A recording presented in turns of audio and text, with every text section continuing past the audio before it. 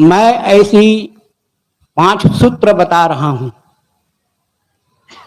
उस सूत्र को आप अपने हृदय में गांठ बांध करके रख लीजिए।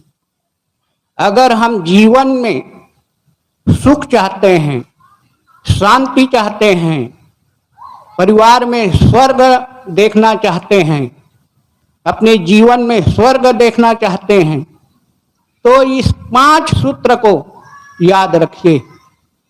और हम उस सूत्र को आखिरी में हम पूछेंगे भी आपसे कितने लोग याद रखते हैं।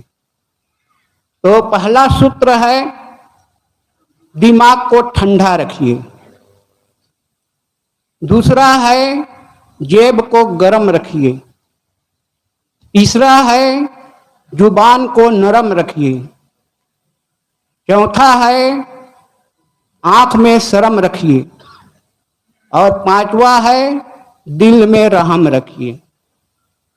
ये 5 सूत्र, इस 5 सूत्र को आप लोग हृदय में गांठ बांध करके रख लीजिए कि ये केवल पुरुष के लिए नहीं है, ना केवल स्त्री के लिए नहीं है, ना केवल विरक्त के लिए है, ना गृहस्थ के लिए है, मानव मात्र के लिए है। इस सूत्र में ना कोई संप्रदाय की बात है, ना कोई हिंदू की बात है, ना मुस्लिम की बात है, ना सिख ईसाई की बात है। ये मानवता की बात है। इसमें अगर हम इस सूत्र के अनुसार अपने जीवन को बना लेते हैं तो हमारा जीवन सुखी रहेगा। तो पहला सूत्र क्या है? पहला सूत्र है, दिमाग को ठंडा रखिए। दिमाग को ठंडा रखने का मतलब क्या है? आजकल हम देखते हैं दुकान में अनेक प्रकार के ठंडाई तेल निकलती है, तो उस तेल को हम लगा लेंगे अपने दिमाग में तो ठंडा हो जाएगा? नहीं होगा। ठंडी के समय उस ठंडा तेल को लगाएंगे तो आपका और ठंडी बढ़ जाएगी, लेकिन वो दिमाग ठंडा नहीं होगा। उससे हम ठंडा तेल लगा लेंगे तो दिमाग को ठंडा करने का मतलब है, क्रोध नहीं करना चाहिए, गुस्सा नहीं करना चाहिए। लेकिन हमारे जीवन में पग पग में गुस्सा आता है, पग पग में हमारे अंदर से क्रोध निकलता है, और क्रोध हमारे लिए दुख का कारण बनता है। ऐसा नहीं है कि गुस्सा नहीं करना चाहिए, गुस्सा भी 3 प्रकार का होता है, क्रोध 3 प्रकार का होता है। एक क्रोध ऐसा होता है जैसे पत्थर में हम लिख देते हैं ना तो वो अमिट हो जाता है। पत्थर में कुछ भी लिख दिया जाता हो तो अमिट हो जाता है, मिटता नहीं जल्दी। लेकिन एक रेती में हम कुछ भी लिखते हैं तो रेती में लिखते हैं, बालू में तो वो कुछ समय के बाद मिट जाता है, और पानी में लिखते हैं तो तुरंत मिटते चला जाता है। तुरंत जैसे लिखेंगे तुरंत मिट गया।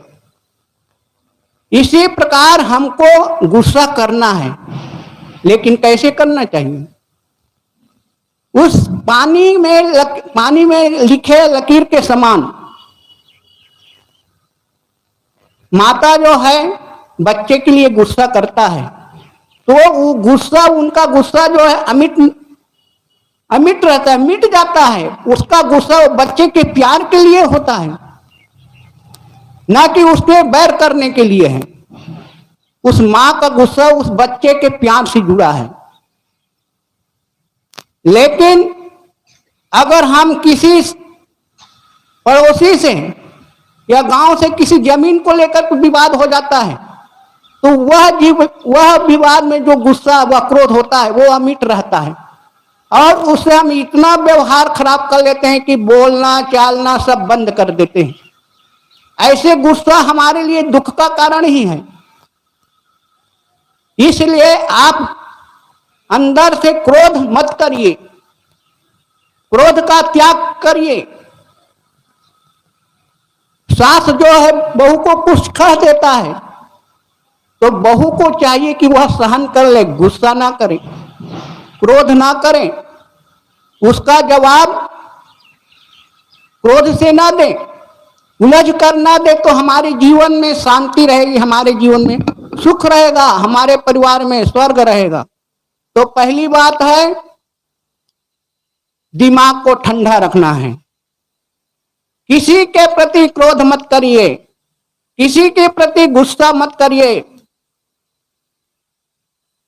गलती हो जाती है सबसे, तो उस गलती में आकर के उसके पास आप गलत व्यवहार मत करिए। अगर हम से छोटा है तो उस पर क्षमा करने की आवश्यकता है, और अगर हमारे में शक्ति है तो उसको मीठी वचन से समझाने का प्रयास करें। अगर हमसे बड़ा है तो उनके पास क्षमा मांगने की हमारे में शक्ति होना चाहिए। क्षमा मांग लें। क्षमा मांगना और क्षमा करना ये बहुत बड़ी चीज है, लेकिन हमारे में हिम्मत ही नहीं है।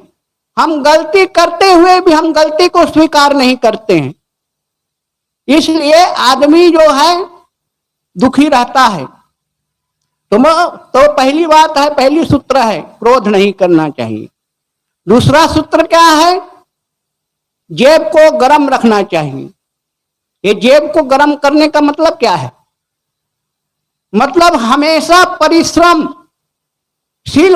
परिश्रमी होना चाहिए। हमारे जेब गर्म कब रहेगा? जब हम परिश्रम करेंगे, मेहनत करेंगे, कुछ काम करेंगे, तभी तो हमारा जेब गर्म होगा, गर्म रहेगा। और जो आदमी निठल्ला रहेगा, परिश्रम नहीं करेगा, मेहनत नहीं करेगा, उसका जेब गर्म रहेगा नहीं।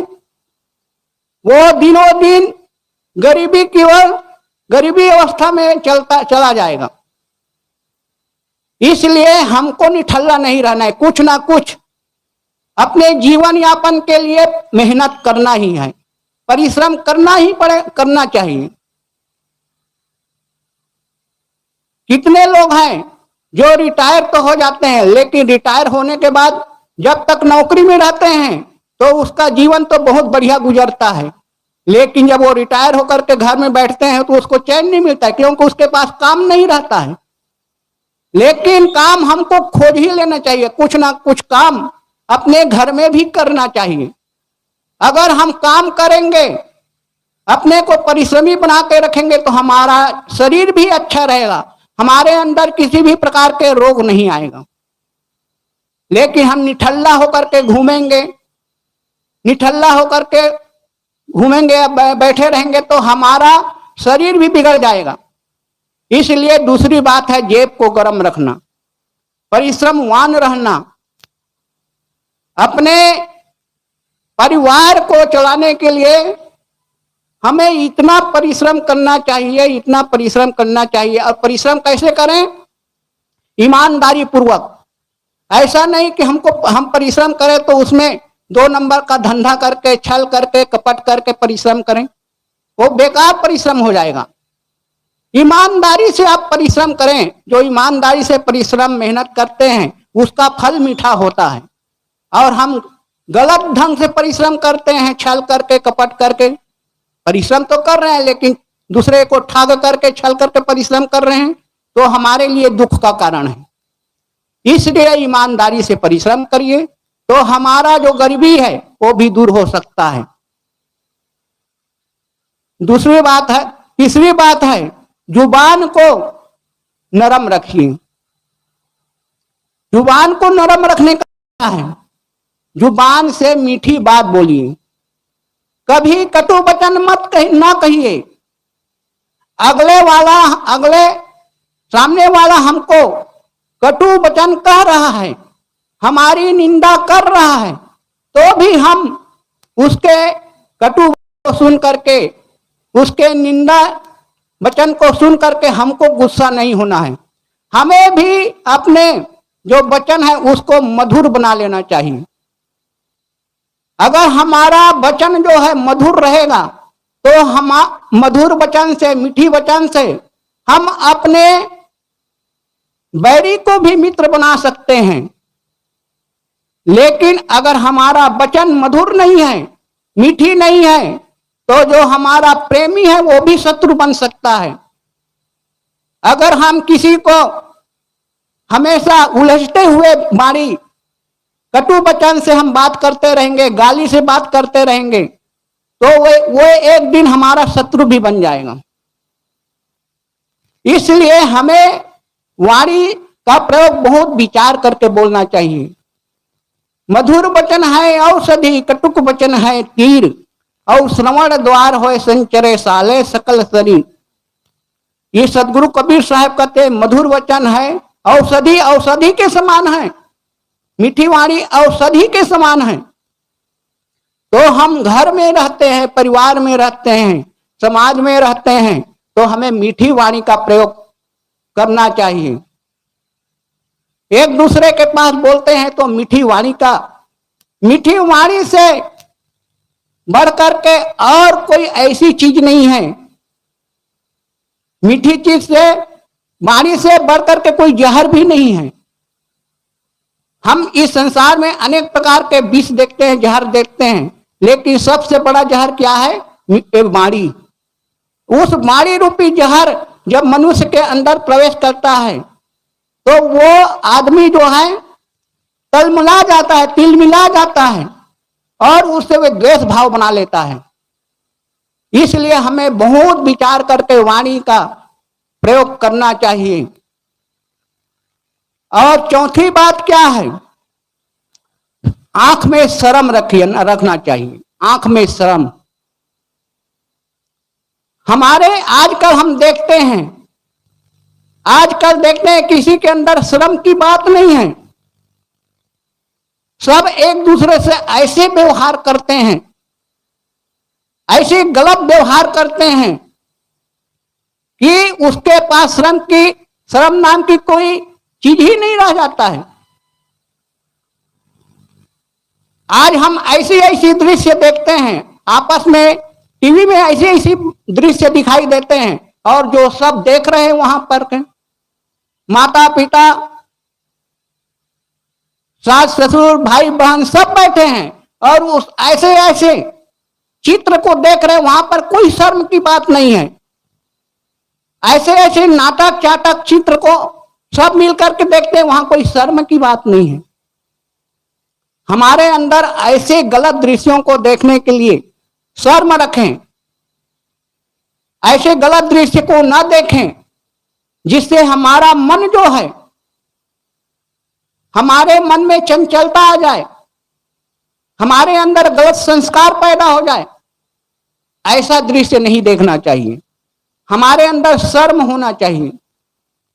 जिस व्यक्ति के अंदर से शर्म मिट जाता है, उसका समाज में, परिवार में कोई उसका आदर नहीं करते हैं, कोई सम्मान नहीं करते हैं। बहू का कर्तव्य है कि अपने सास के सामने, ससुर के सामने, अपने से बड़े के सामने शर्म रखे, मतलब अदब से रहे, मर्यादा से रहे।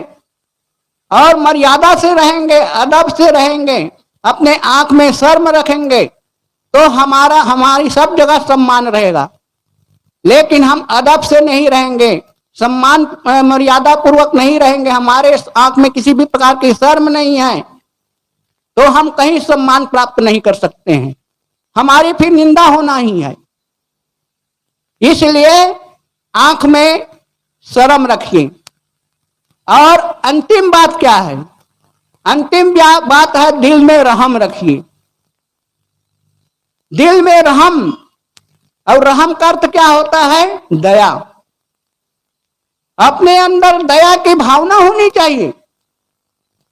हमारे दरवाजे के पास कोई भी आ जाता है, भिखारी आ जाता है, उस भिखारी के प्रति हमारे अंदर दया की भावना होनी चाहिए, हमारे अंदर रहम होनी चाहिए। आप कुछ नहीं दे सकते हैं, एक मुट्ठी अन्न नहीं दे सकते हैं, तो उससे कुछ मीठी बात सुना दीजिए ताकि उसका मन प्रसन्न हो जाए। लेकिन हम उसको ऐसे वाणी सुना करके उसके दिल को दुखा देते हैं, और जब वो जाता है तो आपकी निंदा करके जाता है। ऐसा मत करिए। अपने अंदर रहम रखिए। प्राणी मात्र के प्रति रहम की भावना होनी चाहिए। अब हम तो मानव से रहम रखते हैं, लेकिन अन्य प्राणी जो है, अन्य प्राणी के प्रति कोई रहम की भावना नहीं है, कोई दया की भावना नहीं है। लोग कहते हैं कि अन्य प्राणी तो भगवान ने खाने पीने के लिए जो बकरी बकरा मुर्गी मुर्गा ये सब खाने के लिए बना दिया है, क्योंकि उसके अंदर रहम नहीं है, दया की भावना नहीं है। और जिसके अंदर रहम नहीं है, दया की भावना नहीं है, वो कभी धार्मिक हो ही नहीं सकता है, वो कभी भगवान का भक्त हो ही नहीं सकता है। जो धर्म के मूल को नहीं समझ पाता, दया धर्म का मूल है, पाप मूल अभिमान। दया जो है धर्म का मूल चीज है, और हम बहुत बड़ा धार्मिक कहलाते हैं, लेकिन हम दया को समझते ही नहीं। प्राणी मात्र के प्रति दया की भावना ही नहीं है, हमारे अंदर रहम नहीं है, तो हम कैसे धार्मिक हो सकेंगे, कैसे हम भगत हो सकेंगे? हमें विचार करने की आवश्यकता है। तो ये जो 5 सूत्र है, आप इस 5 सूत्र को फिर से याद कर लीजिए। आप लोग बता सकेंगे वो 5 सूत्र कोई याद है? आप लोगों को याद तो नहीं होगा, क्योंकि याद कैसे रहेगा? हमें इस बार इस कान से सुने, दूसरा कान से निकाल देते हैं, इसलिए याद नहीं रहता है। उस सूत्र के अनुसार अपने जीवन को बनाइए, अपने परिवार को बनाइए। तो सबसे पहली बात है, दिमाग को ठंडा रखिए। फिर से याद कर लीजिए, दिमाग को ठंडा रखिए। दूसरी बात है, जेब को गर्म रखिए। तीसरी बात है, जुबान को नरम रखिए। चौथी बात है, आंख में शर्म रखिए। और 5वीं बात है, दिल में रहम रखिए। ये 5 बातें अगर हम जीवन में अपना लेते हैं तो कोई हमें दुखी नहीं कर सकता है, और हमारे घर में हमेशा स्वर्ग है, और हम सदैव के लिए सुख और शांति को प्राप्त कर सकते हैं। तो ये 5 सूत्र को आप लोग याद करके अपने जीवन में अपनाइए। बस इतना कहकर मैं अपनी वाणी वहीं पर विराम देता हूँ।